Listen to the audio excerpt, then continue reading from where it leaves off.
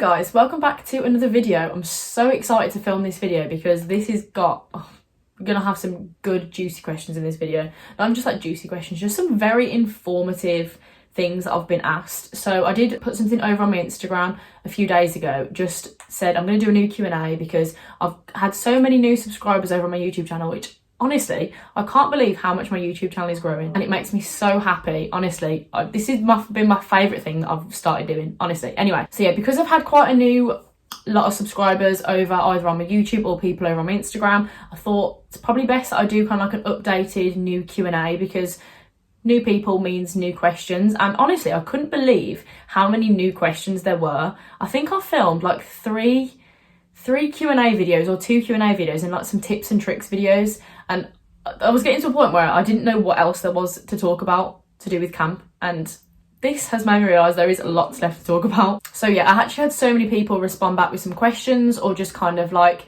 really nice things that people have said, like they've been placed at camps or what kind of camps they go into, or just that they're really loving the videos at the moment. And I'm just honestly so grateful for every single one of you that watches my videos, comments on them, likes them, messages me, just because I love talking to people about camp and I love helping people out when it comes to camp. But anyway, I'm not going to get all soppy and start rambling. I'm just going to get straight into it. Like I say, I've got quite a few questions. Some of them, they're not really grouped together, they're just a little bit random. Like I've had so many different kinds of questions that I thought it's probably easy if we can just list them off and talk through them all. So this could be a pretty long video. Grab yourself a drink, get comfy and enjoy. So my first question was actually, I didn't really expect many people to feel like this, but after this question I kind of realised that some people probably do. And it was, is camp worth the money? I won't make any more than my normal job, so is it worth it? And for me, there's no question about it at all, because you don't go to camp to make money. You go to have the experience of being able to work in America, have a completely different experience somewhere else, meet new people, and then be able to go travelling after. So the money, like for me, the money's not even a question. Like the money's a bonus. Like I even said, if my camp turned around and said to me, oh, we can't pay you this year, it's going to be volunteering, would you still come? I would be there in a heartbeat. So hopefully that answers the question that it is 100% worth the money you earn. Whether you earn a lot of money at camp or not so much, it really doesn't matter, because you're going for that experience of going and doing Camp America, meeting all these people, travelling after, and having fun. Like it's going to be the best summer of your life. I feel like I say that a lot, and until you go and experience it, you won't understand that. Like so many people said to me, like before I went, I was like, oh, you're gonna have such an amazing time, it's gonna be the best summer ever, you're not gonna want to come home. And I was like, oh, I think it'd be a nice like couple of months, but then I'll be back and I'll be fine, all this. Literally camp is what I think about most of the time, and it's crazy how much of a hold that place has over me. And I've literally said this before, I can see myself going back for a very, very long time, which gets me quite excited as well. But yeah, stop getting sidetracked. The camp is definitely worth the money. I know some people were asking me kind of like, you do have to pay quite a bit to get there. Is it worth it then? And I do understand it from that point, because it can end up being quite expensive. Like I say, you're going to look at paying around £300 to an agency, then have to pay around £100, £150 to sort of like your police checks, visas, stuff like that. Obviously then having to travel to the embassy, like it does add up, but it is so worth it. So if that's what's putting you off, maybe not being able to earn as much money, but you really want to go, please go, because like I say, this is going to be my third summer going to camp, should have been my fifth summer, and I'm not going for the money at all. I'm going because I love it and it's an experience. I'm so excited to see everyone I've already met at camp and all the new people as well, and see my campers and travel and do everything else. So that's the main reason why you should be doing it anyway. So next question is it best to get a direct placement or let my agency find my place? This is quite interesting that I've got to talk about this, because I actually was sending a few emails to one of my head staff at camp, and she was giving me some ideas for some YouTube videos. And in my last video, I think it was my What Camp America Don't Tell You video, at the end I spoke about Camp America being one agency that do kind of take off a little bit more fees than other agencies do. Yeah, there are quite a few agencies now that offer Camp America, and it's all about finding the right one for you. And Hayley, who I speak to at my camp, actually just kind of like was going to give me like a breakdown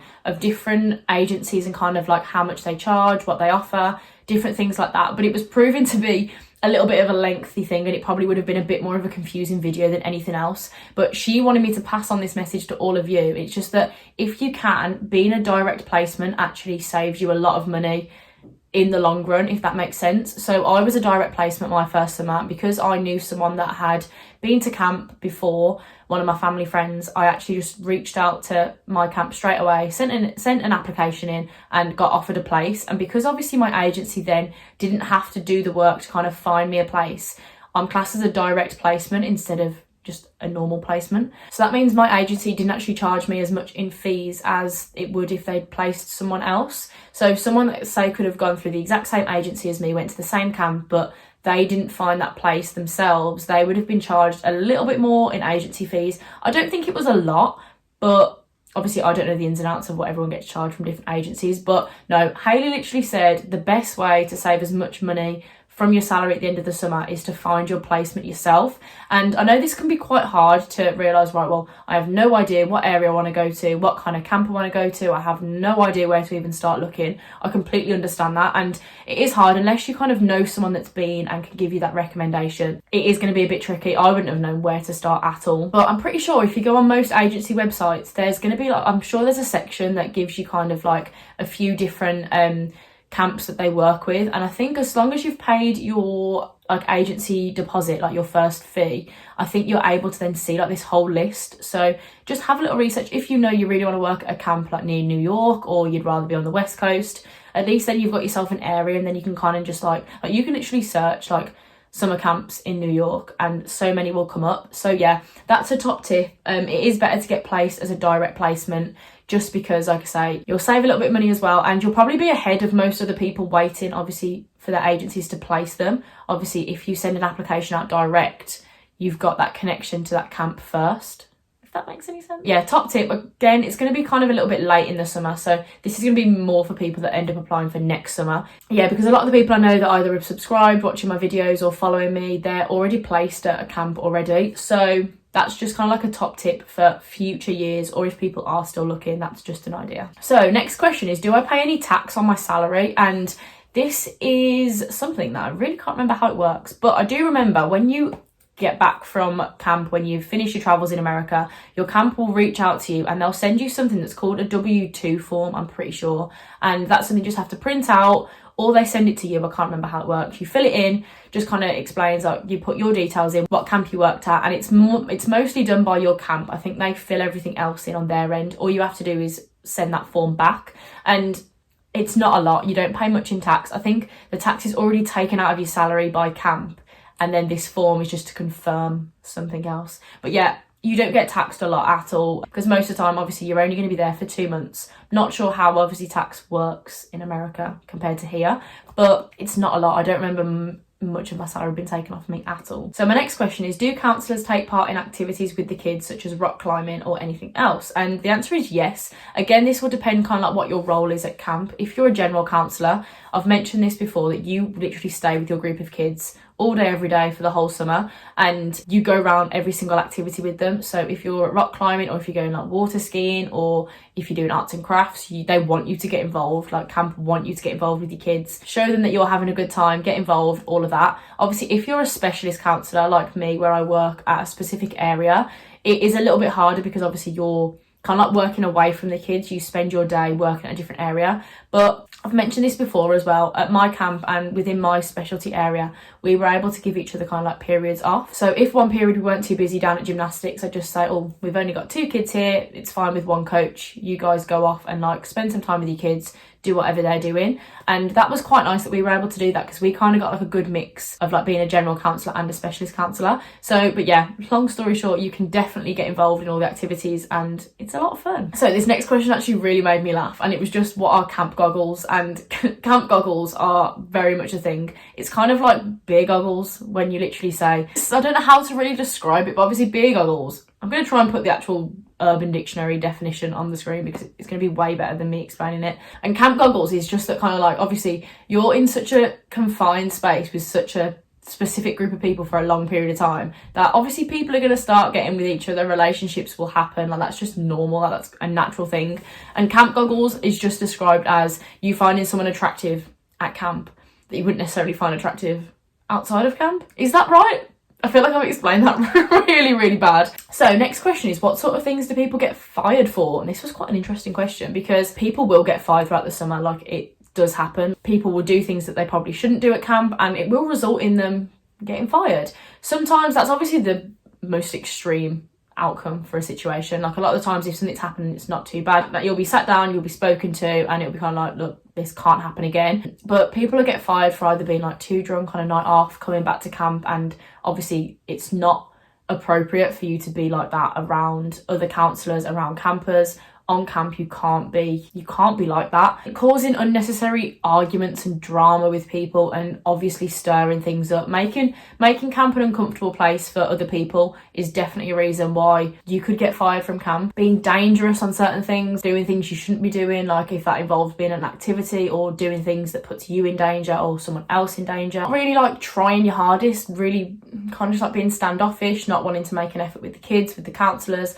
Obviously you're there for your campers at the end of the day. You're there to do a job, and if you can't do that job, that's a reason why you could get fired. I think a lot of people sometimes go to camp thinking, oh, it is going to be a very fun summer, don't get me wrong, you're going to meet loads of people, have a really good experience, but you are there to work at the end of the day. You do have to remember that you are there to do a job, and you're there to look after kids. Like, you're there to look after them, you're there to teach certain activity areas. If you're a specialist, you're there to work, you're there to do a job. Yes, you'll have an amazing time as well, but remember that is why you're there. So don't take advantage of that and end up putting yourself in a position where you could get fired, because nobody wants that. So my next question is, what's something you recommend buying as soon as you get to camp to make life easier? This was one thing that I really had to think about, because I feel like I went with a lot of stuff to camp both summers, and I don't remember really buying much that was a necessity. I remember going and buying a lot, don't get me wrong, but nothing that I really needed. I'd say the one thing, I've said this before, is wellies or rain boots. If you can't fit them in your case, if you haven't got a lot of space, just go and buy them when you get to Walmart or Target, because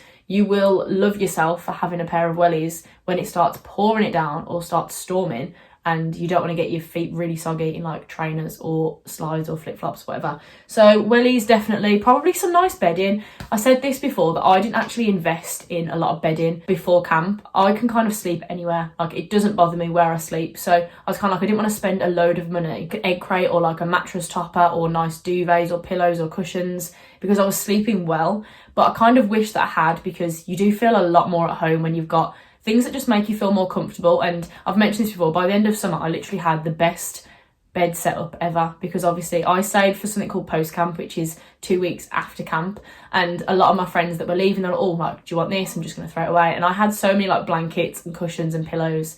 It was such a nice setup. So yeah, probably say wellies and something to make you really comfy, like something to put on your bed, like even if it's just like some bed sheets or a nice cushion or something, or a blanket. Blankets are a must at camp actually. So probably something like that. So next question is, are you allowed to have cameras if you can't have phones? And the answer is yes. Obviously, you want to be able to have photos, you want to be able to have memories and things to look back on from your summer. A lot of people took like iPod touches, because obviously it's quite similar to a phone in the fact that you can take photos on it like a phone. And that's obviously quite ideal for obviously being able to listen to music on, set alarms and stuff like that. So if I can find my iPod touch, I'll probably take that with me. But yeah, I'm definitely going to take a camera as well. I really want to invest in a good camera. I actually spoke to one of my new camp besties, Summer, and she said that she'd bought a Canon G7X, the fancy like vlogging camera, and I really want to invest in one of these cameras. That's something actually, if anyone has any good like camera recommendations, could you please let me know down below, because I really want to invest in a good one, because I'm hoping I can try and like vlog throughout the summer, but also a camera that's going to take some nice photos on as well. So please let me know some ideas, because I really need a new camera, because at the moment I'm just videoing everything on my phone, and it's perfect for sit down videos, but when I try and vlog and be out and about, my phone just doesn't cut it. But yeah, please take cameras, like digital cameras or Polaroid cameras, or I'm going to take a few disposable cameras, because they're so nice to have. So this next one is, would you recommend booking a return flight before or whilst at camp? And this one is a little bit of a tricky one, because I can't actually decide what I'm going to do. I'm going to look at booking my flight as soon as my visa's been approved. So I'm hoping to be booked and ready to fly by like end of March, April time. And I think I am going to book a return flight. See, this is going to be really hard, because you don't obviously know what your plans are going to be as you leave. You don't know where in America you could be, you don't know how long you could be there, and obviously a specific return flight means you can only really go on that day unless you're paying to change the date and time of your flight. But it does massively bring the price down when you book a return flight instead of two separate like one-way tickets. So it's completely up to you. I think I'm probably going to book a return flight, just because it's going to keep the cost down, and it means that I'll be able to like fill whatever traveling I want to do in a certain amount of time and roll with that maybe. But a lot of people don't. A lot of people go with just having no flight booked and they book it on their way home. So completely up to you. I really don't know what I'm going to do. So this next question is what to expect from orientation. And orientation, if you haven't seen some of the videos, is kind of like the week before all the campers arrive. It's the week before camp actually starts and all the staff will get there. It's kind of like the best way we describe it is it's camp for the counsellors, and obviously it's before you properly start work. Obviously you're still working, you do a lot of like training and games and like fun. Honestly, our orientation is so fun. It's one of my favourite parts of camp. It's just nice because it's when everyone's starting to get to know each other. You really like gelling and bonding with like certain people and it's just so fun. But yeah, a lot of it will just be kind of like understand camp life. You'll go and have like a lot of different like training talks. You'll discuss different things. Like if you are normally going to be like a lifeguard or work on like outdoor adventure, you'd probably go a little bit earlier than the rest of the staff. So probably like 2 or 3 days earlier, and you have like camp to yourselves because you have to be trained up a little bit more than obviously staff doing other things. So yeah, if you work in kind of like a specific area like that, you'll normally go a little bit earlier, have your training, and then all the other staff will start to arrive. But no, in orientation, you'll normally be given like orientation bunks. So they'll try and like group you with different people. You'll stay in those bunks for I think it's like 5 or 6 days. Oh no, it's less than that actually. You'll probably stay in your orientation bunks for like 3 or 4 days. Within orientation, you'll then be spoken to about kind of like what age division kids you want to have, whether you want to work with the younger kids or the older kids. And then from there, they'll decide who's going to be with which kids. And then after about 3 or 4 days, you'll then move into your bunk that you'll be in for the rest of the summer. So if they decide you're going to work with freshmen, which is the youngest division on camp, you'll then move into whatever freshman bunk you'll be in. You'll be able to properly unpack, and then that'll be the bunk that you'll be in for the summer. Orientation's so fun as well. I don't know if this is the same for other camps, but at my camp, we unpack all the campers' stuff before they get there. And this is so fun. Like, it's actually quite a fun day. When I say these kids come with the biggest duffel bags I've ever seen in my whole entire life, and they come with 2 of them. They come with 2. Like, these duffel bags are big enough to fit like 2 people in. And these kids, and bear in mind, my kids, my first summer were like 7 years old. Like, they were tiny, and these bags were bigger than me, and they had 2 of them. But yeah, so you spend a couple of days in your bunk with your other co-counsellors, and you'll just unpack all the kids' stuff. And it's a really fun day, actually. Got to make sure all their clothes are away nicely, their beds are made, they come with all their bedding, their cushions, stuff like that. And you just spend a few days doing that. So it is really fun, actually. Honestly, orientation is the best. You're going to have so much fun in orientation. Yeah, like I say, you'll play lots of like get to know you games.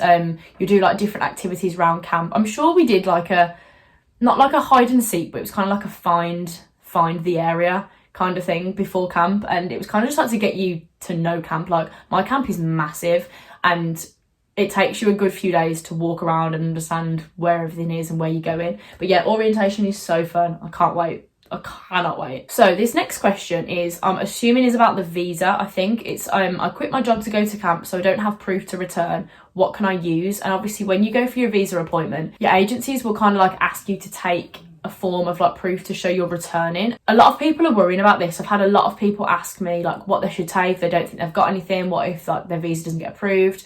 And both times I've been to the embassy and had this, they haven't asked me for this proof. They've kind of like asked me, they say, oh, do you intend to return to the UK? And I'm like, yeah, well, I'll start work again. And they haven't asked for actual proof. Obviously, if you've normally got like a job letter or a uni letter, just something to show that you will be back in the UK. Obviously, a return flight isn't normally used because you're not supposed to book your flights until your visa's been approved. So it is a bit of a tricky one. Either just try and get someone that you're either contemplating going back to work with, or even applying for a few jobs before you go, or getting someone to write you like a return to work letter. Obviously it is hard. Like, both summers that I've gone, I've quit a job to go to camp and have sometimes gone back to that same job or sometimes gone to like a different part-time job. But it really depends. It depends like if you got a specific plan of what you want to do when you get back, try and like get that sorted and roll in so you can get either like, even if it's just like an email or something confirming that you are coming back. But like I say, I haven't ever been asked for actual proof. I've just got a letter from my employer stating that there's a job there for me to return back to. But yeah, don't worry too much about it. Just see if you can either get something into place for when you get back. Okay, so my next question is there usually a mix of new and returning staff? This is quite an interesting one actually, because I haven't spoke about this at all, I don't think. And it'll really depend. I remember my first summer, there was so many new staff and there was hardly any returners. And it really doesn't make much of a difference. Kind of like when you're a returner, you obviously know camp life, you know head staff, you know campers, you know other people. So there's that. And then obviously if there's a lot of new staff, it's quite nice for returners to be able to help new staff out, understand camp, understand everything else. And then my second summer, there was a pretty equal mix. There was kind of like 50-50 with new and returners. There was a lot more returners than my year before. This summer, I'm pretty sure there's barely any returners because obviously we've had 2 years off, and people that were either going to come back to camp would have gone back the following year, and obviously having it been 2 years off and then 3 years later, a lot of those people are at different stages of their lives now. They're doing different things. Not me. I'm just waiting around for camp to happen, to be honest. But yeah, there is normally quite a nice mix of new and returners. Camp will try and balance it out anyway. They're not going to want all returners or all new staff. They obviously want a good balance. So yeah, don't worry if you're thinking like you might be the only new person or there's not going to be a lot of like new staff there. There will definitely be a good balance, so don't worry. Right, so my next question is, how many nice sets of clothes should I take? This is so funny because I've just filmed another video before this one, and at the end of that video I spoke about that I want to do kind of like a Camp America like lookbook, like different kind of outfits, and you can let me know in this video as well, like drop me a comment down below if you think that would be useful or any help to you at all, just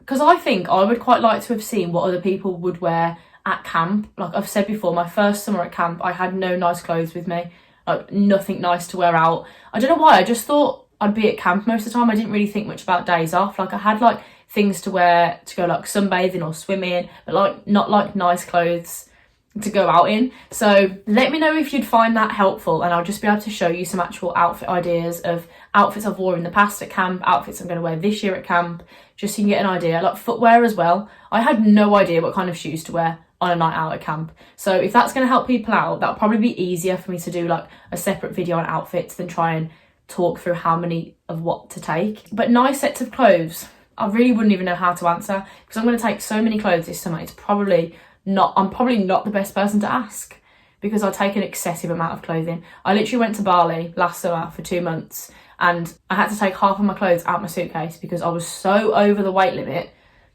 It was a joke. And I was going to Bali, like somewhere where I spent most of the time in swimwear and like little bikinis and swimsuits and tops and shorts and stuff. So I don't know how I had so many clothes to take with me, honestly.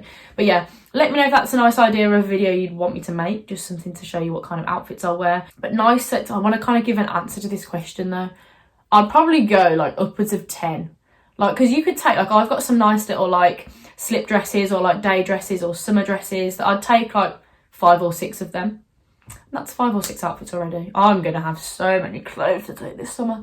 But yeah, let me know if you want that video and I'll do that in more detail and show you what I'm gonna wear. So my next question is, aside from general counsellor jobs, what other job roles are there at camp? And this is a really good question actually, because I hadn't realised to talk about that, and it's a very valid thing to talk about, because I suppose until you know what camp you go into, you don't know what other job roles they have, because not every camp will offer like a full gymnastics facility like mine does, or like certain other things. In some camps, I know one camp near mine offers like a full like horse riding program, which obviously my camp doesn't. So it really just depends. But there's obviously all your specialist counsellor roles, kind of like working in your specialist areas. So this could be all sports like football, volleyball, lacrosse, tennis, golf, things like arts and crafts, cooking, like I've said before, outdoor adventure like rock climbing, zip lining, all the water sports, so like water ski. There's also like office roles at camp. There's obviously like things to work in like the kitchen, like laundry, stuff like that. There's lots of different job roles. So if you're thinking, oh, I don't think I want to be a general counsellor, there's loads of other job roles available.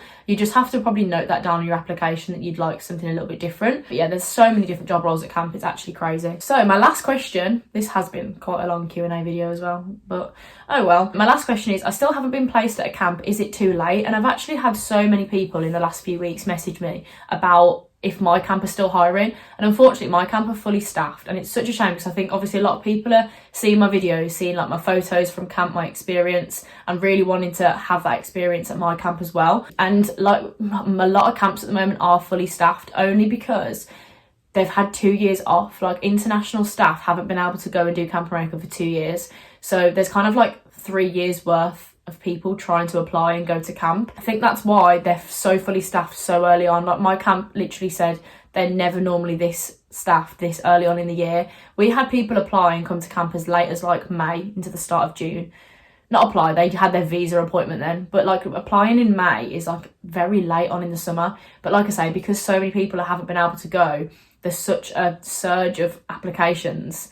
That's why a lot of camps are fully staffed. If you are still looking to be placed, I would just reach out to your agencies, really push to find out what's going on, because you don't want to think you go in and then all of a sudden places aren't opening up. But I have said to a lot of people actually that have still asked about coming to my camp, even though we are fully staffed, I've told people to still put an application in, because it does happen that on the run up to camp people drop out, things come up and people can't go, and then spots open up. So if there's a camp that you know you really want to work at, just fill an application in. The applications aren't too long. You'll fill in all your information, everything on there, and then you can literally put in, like, there's normally like a notes section. You can either say, I do know you're fully staffed, I love the look of this camp, please can you just kind of like put me as a reserve kind of thing, like if a spot opens up they can then try and like take you on. But like I say, I know a lot of camps are fully staffed just because they've had so many people apply this year. But yeah, honestly, don't let it put you off though, because next summer's going to come around just as fast anyway, and I've had a few people say that they would like to come to my camp next summer as well. So it doesn't hurt to be really organised, and you can normally apply for camp as early as like September of this year for next summer. So as long as you're ahead of it then, get your applications in, you'll be fine. It's quite sad that a lot of camps are so fully staffed so early, because people that would just start applying now, like I think I applied this time of the year when I first went to camp, and obviously it's crazy that a lot of camps are fully staffed. But yeah, try and get ahead of it and try and plan for next summer, if not this summer. So yeah, I'm going to finish off the video there. I hope that's been helpful. It's been quite a random mix of questions, but I feel like they're quite good questions. So I hope they've all helped you out. Please drop down any kind of like video ideas below if you have any other ones. I've got quite a few planned. I've got one that's in the works, which is another one of kind of like my Camp America shopping haul videos. I'm loving filming these because I'm buying so much stuff at the moment, whether it be like toiletries or like accessories, clothes for camp, shoes. So it's nice being able to show you like a big collective haul of everything I've been buying. So yeah, thank you very much for watching, and I'll see you in the next video.